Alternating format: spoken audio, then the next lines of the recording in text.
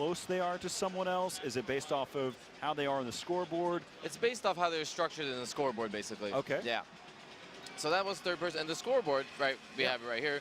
If you click one player's name on the scoreboard, that will take you to the first person view. That's a quick way of spectating someone. That's a beautiful thing. So you have different ways of joining in. When we first designed this, let me stop right there and just say, we as in we the team. The team who has been making this is an absolutely amazing team. They're fun to work with. They're super professional, and look at what they've done.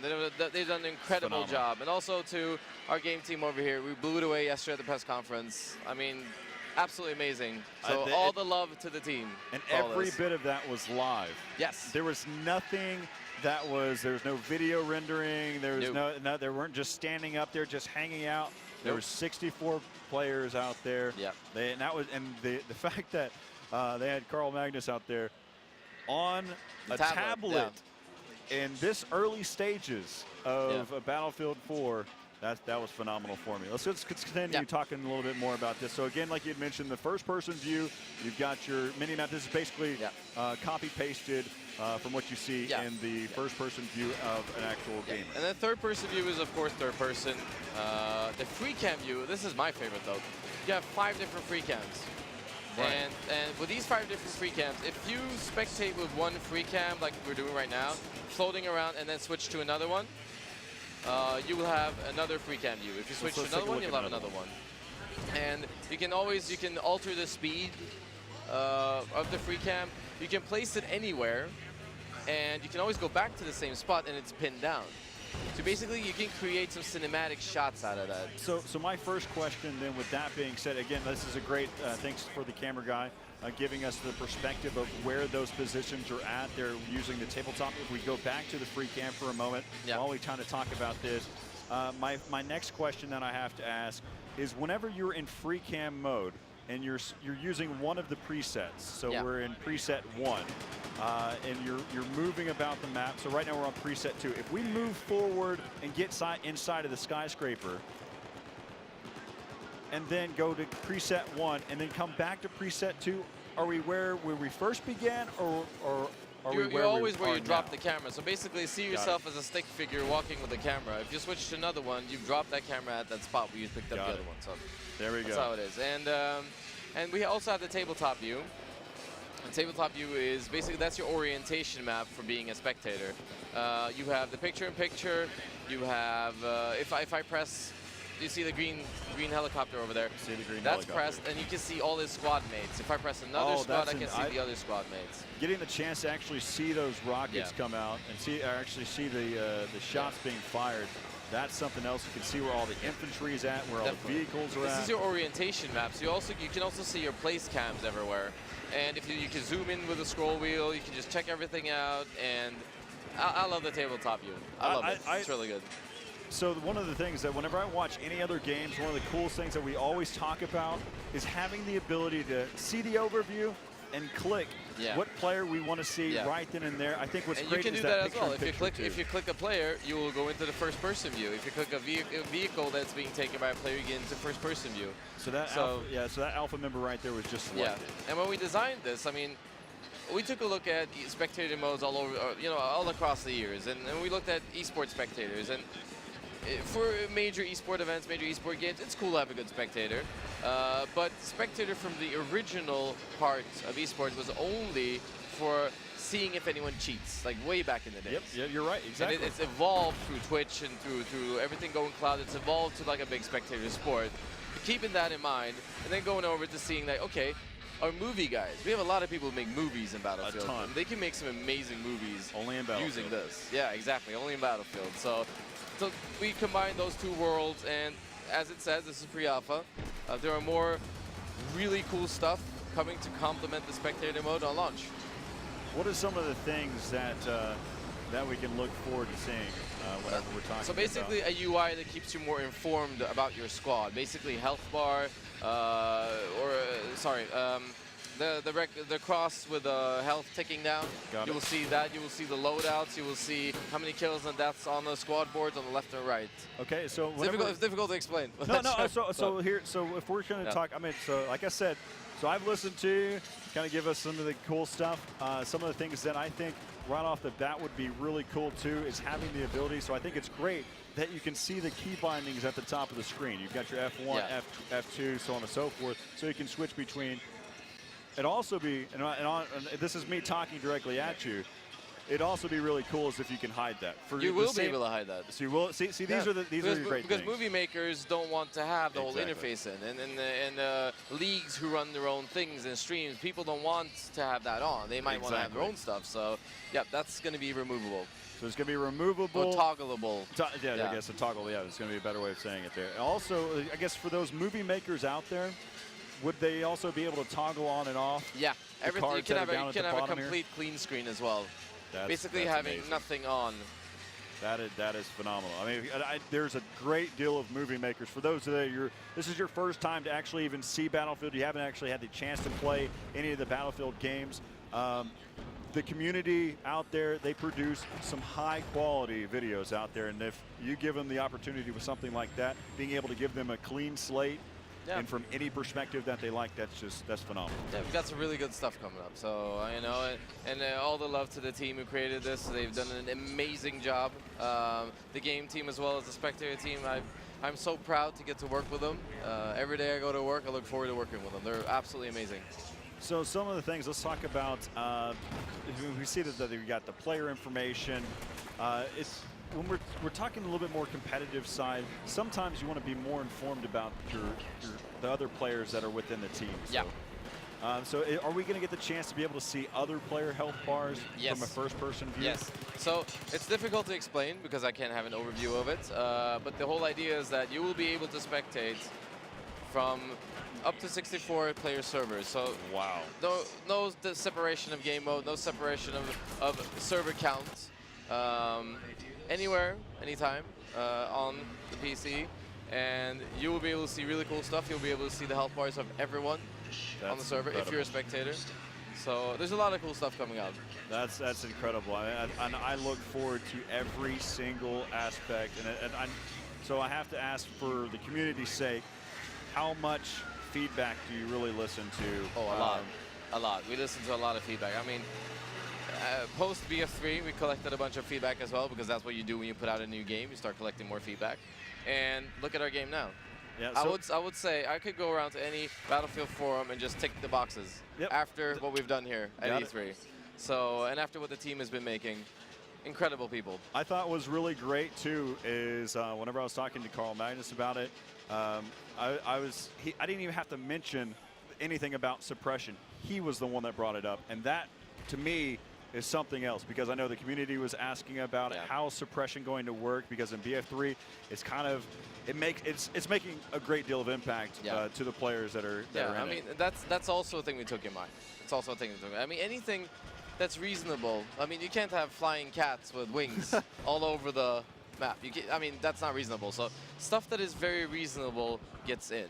And you can see Battlefield has always been a result of, great community cooperation. And yeah, I mean, look at us now. I think one of the great things that we look at is just how your team listens to it. But one of the things that I want to say to the viewers out there that have feedback once they get their hands on the demo is, whenever you're making a point, you don't just say something is bad, something is good.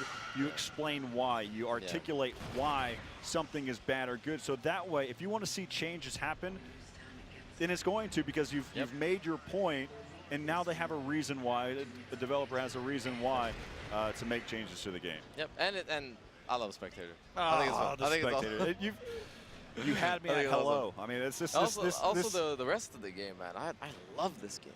I seriously do. Having the capability of being able to switch between players, having the chance to be able to guide through 64 players in the server, getting the chance to be able to see the spectator side, being able to see infantry move across the map.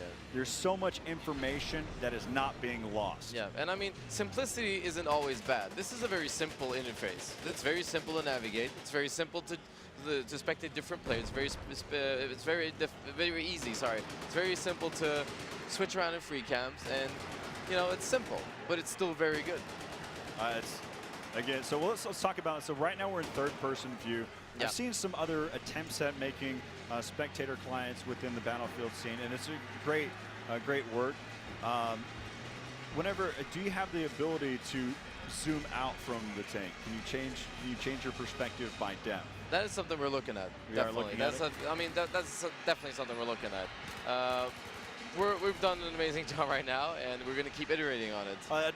This is now getting It's not over very until launch. nitpicky, and yeah, we have so much time to be able to see until this release comes out for Battlefield 4.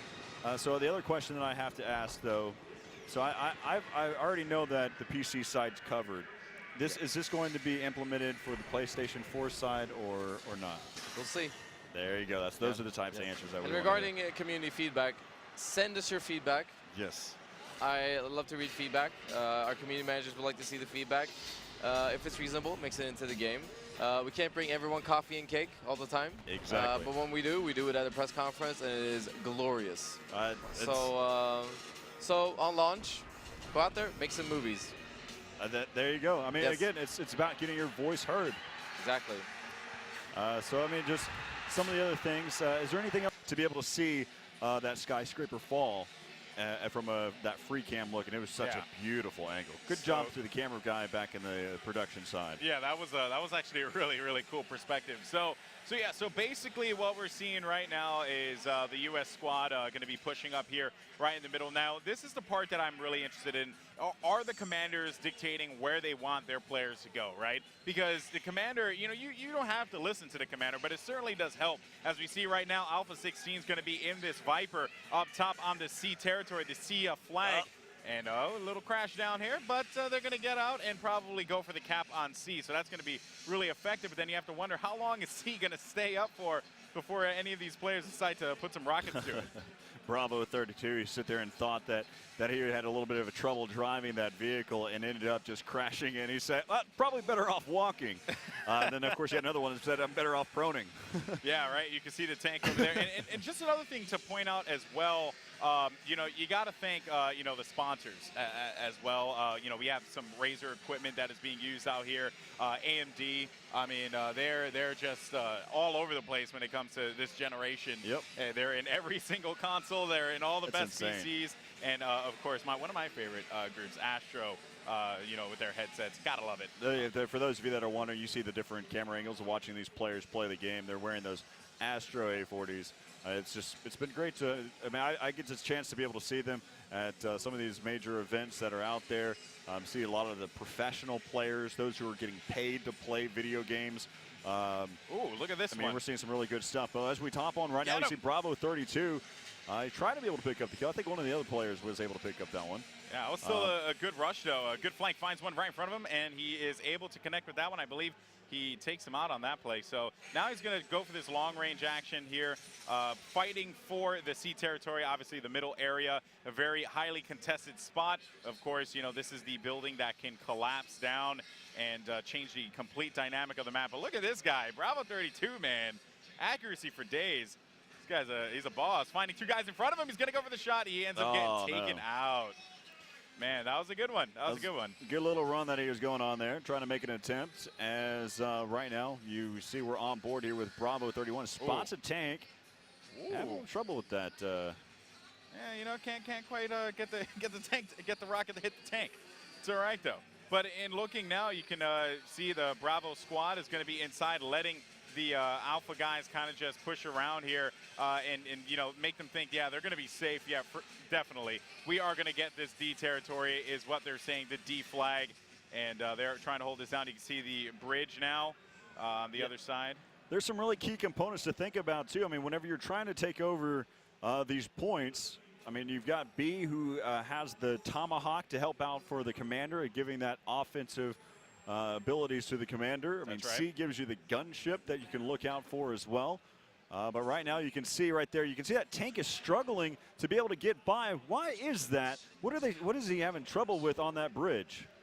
Yeah, can't really get an angle on it, but you could see though that this skyscraper is it's going down in a bad spot here. It could end up getting taken down. That would make C drop all the way down to the ground floor and minimize visibility. And also, you know, you had mentioned before about that bridge, the bollards. Those are basically things that allow the other team to stop anyone from making their way, advancing their way across the bridge. Love that aspect of it.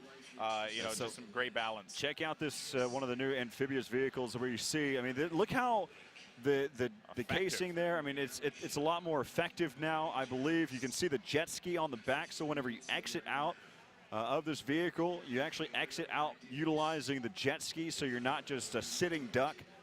So that's a huge advantage. And who doesn't like riding on a jet ski? Oh man, I had a field day. I tried to tell you earlier that I was riding a motorcycle because how far inland I got with that jet ski. Man. So let's see here. Skyscraper now is going to be the flag that we're looking at, the C flag. And it seems like Alpha Squad is going to have some control That's a gutsy inside. move there. It is, but he is going to have positioning inside, finding a couple of players. It's going to be one up top, too. Finding one in front, he's able to take out Bravo 07, so that's going to be a stop for them, as it seems like they're going to be turning this flag in the favor of the U.S. squad. It's a great fight right now going on. Yeah, without a doubt here. And so long as they can maintain this position, they're going to be able to win it. Only going to be one player advancing his way up here. Actually, another one on the roof as well, Corey. So you're actually seeing that the Bravo guys not letting back. They are going to be continuing to push forward. I just don't know if it's smart for them to push over one by one. They should definitely rally together. Yeah, he finally was taken out there. Now again, we're over here on the seeing what happens on this Bravo side for the Bravo team. Yeah, and 01 is actually going to dip around the side here. We can see the overhead view as the C is being contested. A lot of Chinese soldiers are going to be blue soldiers. So insane. It really is cool. So this is the tabletop view that you're looking at here, and as you can see, that blue is going to be taking over this territory on C. So they're going to win this one eventually, but it is still going to be a very close matchup between these two teams. All right, so you can see right now they're trying to battle over here in the arcade area. Right now you've got Alpha OA who spotted one. Ooh. And that was an aggressive approach, but I guess he's thinking, hey, I'm an assault medic, a combat medic. I might as well just go and hop on down. Of course, he's got full packs there to be able to heal himself, picking up some points there as well. Again, they're working on those ticks. Chinese right now struggling, 598, U.S. side 732. Right now the U.S. are trying, looks like they're trying to pick up D right now. Yeah, you can see a lot of pressure here coming from the bridge. Alpha 07 on your screen here, finding one guy in front of him, a 7 counterpart, as he is going to be able to close this one out. No, he gets picked off. So that is quite surprising as we jump on board with Alpha 20, who's going to be riding in this truck at this point in time. He's going to be advancing his way over to D, trying to get this control. But I don't know what the benefit is of him driving this one in. Probably should keep his vehicle a little farther back and go support the efforts on the ground there. Yeah, he's just rocking by. Of course, he's just trying to get through here. Trying to figure out how all-terrain this vehicle really is. Yes. And I don't know if it's all-terrain, through this type of landscape. 90-degree angles are not its friend. Yeah, so again, here's another type of perspective. You get that third-person view. Again, one of the things that I love is all the other types of information that we're getting from it so far. You can see that he's got 2 kills so far. He's died twice in this game. I've been playing pretty well. He's got picks up a lot of points there. Finally, of course, he realizes that he has to utilize the road to get around. Yeah, the road, a revolutionary concept. It's mind-blowing. Mind-blowing, yeah. But, yeah, so look at this here is 20 is actually going to have some support inside, and they are going to have that gunner on there. So this is certainly going to be looking pretty good for them as they make their way into D, and they might be able to get this control here. So I'm liking this from the Alpha team. Nope, back on retreat. There we go. No. Yeah, sometimes you just got to watch out for nature. Nature is not your friend when it comes to vehicles. But, all right, so looking here, Bravo side, jumping over to the Bravo team as they maintain their control of the east side now. All right, so right now you can see that they're trying to, they're actually finally working together. You've got 4 members who are going to start heading over here. He spots one long range. Oh, he's going to get taken down as well. We'll kind of cycle around and find some players that are in the action. As right now we're back over here with Bravo 2. Bravo 2 holding back. He's kind of out of the picture, but his squad is spawning right behind him as well, taking complete advantage. One of the things, though, I know is a question out there. One of the things that for Battlefield 3, you only had 4 members in your squad, and of course you had that fifth wheel, if you have, was kind of hanging out. Oh no! Oh. Getting. I saw that one happening. I was like, why would you go in the street, bro? Stay alive. Please believe in yourself. He gets picked off, though. That's going to be another player. And look at this here. Bravo. Hey, don't do it. Don't fall off the edge so I can get my points, bro. Yeah, right. Don't commit suicide. I got you. Well, I like this here. So they are going to be controlling the. Is that sports on sea TV? flight. I think so. I Hey, think man, so. what do we got on TV right now? But you want to know what, though? It is the skyscraper is coming down 100% here. You can actually see, though, that there was a little bit of an altercation up top, but it is definitely going to be raining death and destruction. And look at this, Alpha 05, 10 kills, 2 deaths. I like that a lot. You know, of course, in the armor, in the tank, good positioning, and here comes the skyscraper. And so for those of you that are questioning, I don't know, I think we mentioned it a couple times so far, but if you're just now tuning in, the one way that you take out this skyscraper here on Siege of Shanghai, there are 4 pillars that are well defined on the fact that they're unstable, and you can see that 2 highly explosive rockets, you can have some artillery, maybe even some tanks that are shooting at those pillars. Usually takes 2 shots per pillar to be able to take down that skyscraper. And we see how the Levolution has altered the gameplay going into this later part of this map. Yeah, and again, you know, to bring up the dust that is brought up because the building coming down here, you know, that is the thing that you have to keep in mind, how it just dramatically affects gameplay.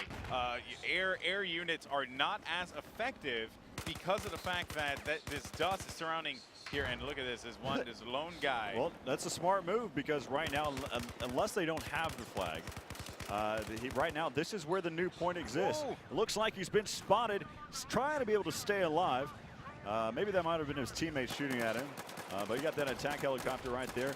It's going to nice little air battle that's happening so far. Again, right over where that the rubble is for the skyscraper.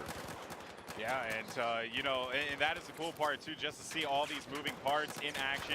As you can see, the helicopter is trying to get into some craziness there, but I hear that it is not done. And there, oh, wait a minute though. Uh-oh, look out! He's going to have some flanking. There's going to be a 3v1 right here up on top of that C flag.